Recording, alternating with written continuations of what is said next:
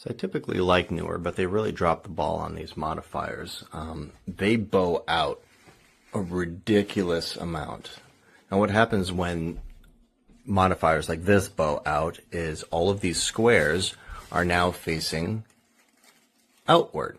So they allow a lot more light than what you would normally get if you're trying to cut off light on the side.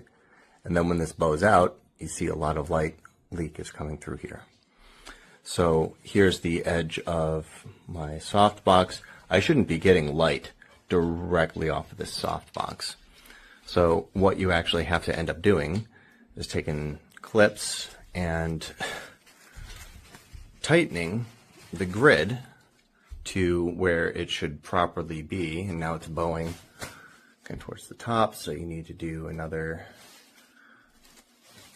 clip at maybe about 2/3.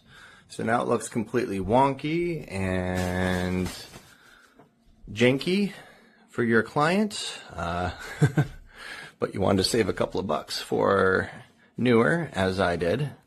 But now we're not getting that bleed directly off of the side anymore. But if we take off, let's see if I can do this one-handed. If I can take off that clip while I'm doing this. There it is. And now we got a bunch of light bleed onto the outside. And then it gets even worse if we just take this off.